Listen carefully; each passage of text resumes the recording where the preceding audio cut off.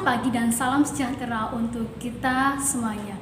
Anak-anak yang hebat, akhirnya kita bisa berjumpa lagi setelah sekian lama. Akhirnya kita bertatap muka dalam dunia maya. Semoga pandemi ini lekas berlalu dan kalian bisa bertemu dengan teman-teman dan bisa belajar kembali dengan Bapak Ibu guru yang hebat di sekolah. Assalamualaikum warahmatullahi wabarakatuh. Anak-anak yang hebat, dimanapun kalian berada, semoga semuanya dalam keadaan sehat dan masih semangat dalam mengikuti pembelajaran bahasa Indonesia. Anak-anak, sebelum kita memasuki pembelajaran hari ini, mari kita persiapkan alat tulisnya untuk mencatat hal-hal yang penting selama proses pembelajaran. Sudah siap semuanya? Baiklah, yuk ikuti pembelajaran berikut ini. Adapun tujuan pembelajaran yang harus kalian capai pada hari ini, yakni kalian bisa menelaah struktur dan kaidah bahasa yang digunakan dalam teks prosedur. Nah, sebelum kita memasuki pembelajaran mengenai struktur dan penggunaan bahasa yang digunakan dalam teks prosedur, anak-anak, apa ya teks prosedur itu? Masih ingat? Ya, benar sekali. Teks prosedur merupakan teks yang berisi tentang langkah-langkah atau tahapan yang harus dilakukan secara berurutan sehingga menghasilkan sesuatu yang diinginkan. Ingat ya anak-anak, harus berurutan. Jika tidak, maka hasil yang akan dicapai tidak bisa maksimal atau bahkan hasil yang akan dicapai tidak bisa terwujud karena apa yang dilakukan tidak mengikuti aturan atau tahapan secara runtut. Nah, tanpa disadari ternyata dalam kehidupan sehari-hari kita sudah kali sering menggunakan teks prosedur agar kita bisa memberikan petunjuk kepada seseorang agar melakukan sesuatu atau aktivitas secara lebih tepat dan sesuai dengan hasil atau tujuan yang diinginkan. Bisa dipahami anak-anakku? Baiklah, selanjutnya kita belajar untuk menelaah struktur dan kaidah bahasa atau penggunaan bahasa yang digunakan dalam teks prosedur. Sudah siap semuanya? Kalian juga bisa membuka buku paket kalian pada halaman 98 sampai dengan halaman 100. Yang pertama yakni struktur teks prosedur. Nah, struktur teks prosedur itu dibagi menjadi dua bagian, yakni yang pertama itu adalah struktur teks prosedur cara membuat dan yang kedua adalah struktur teks prosedur cara melakukan kegiatan atau aktivitas. Struktur teks prosedur cara membuat dibagi menjadi 4 struktur, yakni yang pertama itu adalah tujuan, yang kedua bahan dan alat, yang ketiga langkah-langkah, dan yang keempat itu adalah, ya betul sekali, penutup.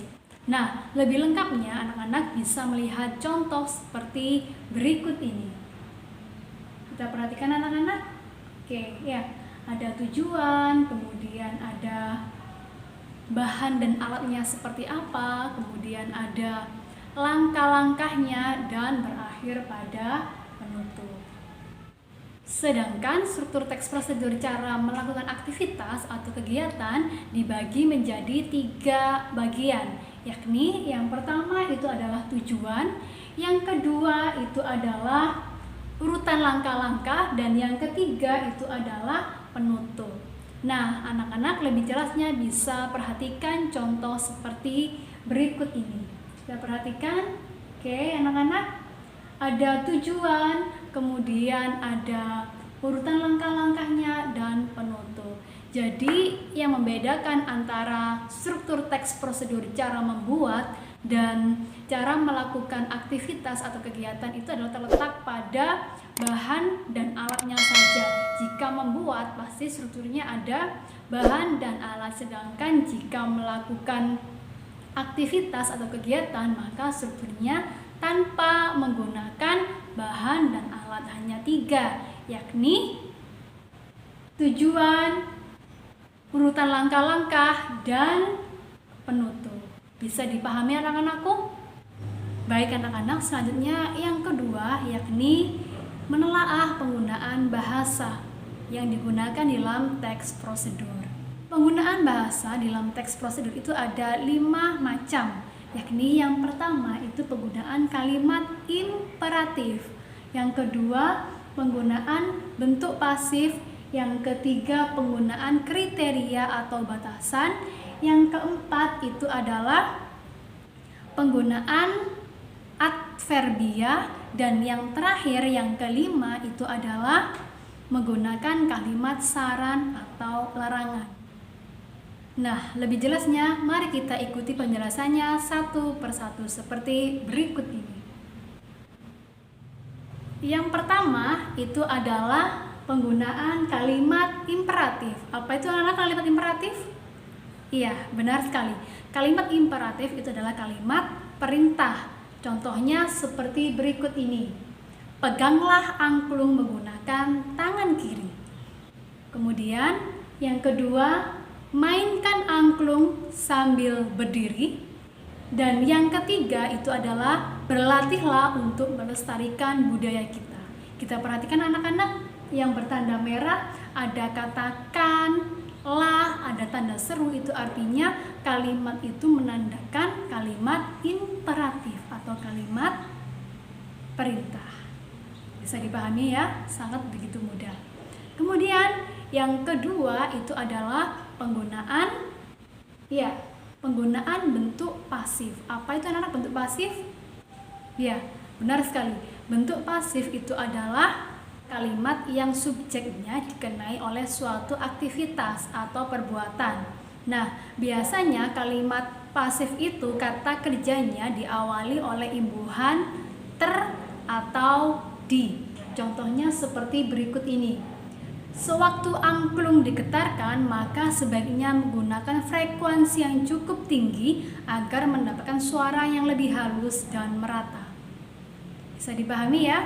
Selanjutnya yang ketiga itu adalah penggunaan kriteria atau batasan. Misalnya seperti ini. Ambillah 5 potong akar kelapa, tambahkan 600 cc air atau aduk hingga merata. Itu adalah contoh menggunakan kriteria atau batasan di dalam teks prosedur. Selanjutnya yang keempat itu adalah penggunaan adverbia. Apa itu anak-anak adverbia? Ya, benar sekali, adverbia merupakan kata keterangan. Nah, kata keterangan itu sendiri ada banyak sekali. Contohnya ada keterangan alat, keterangan cara, keterangan tujuan, kemudian keterangan kuantitas atau derajat, keterangan syarat, dan keterangan akibat. Nah, itu sangat mudah sekali. Contohnya kalian bisa perhatikan contoh berikut ini.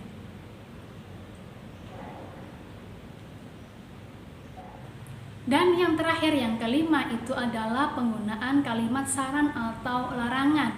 Biasanya di dalam kalimat itu terdapat kata sebaiknya, hindari, kecuali, seperti itu. Contoh kalimatnya seperti berikut ini. Hindari bahan yang berlebihan atau sebaiknya didikan hingga masak. Dan masih banyak contoh yang lain. Bagaimana anak-anakku? Sangat mudah bukan? Ya. Terima kasih anak-anak, semoga hari ini bermanfaat. Kalian bisa belajar dengan maksimal dan tetap di rumah aja.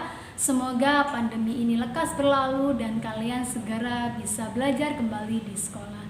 Terima kasih anak-anakku. Assalamualaikum warahmatullahi wabarakatuh.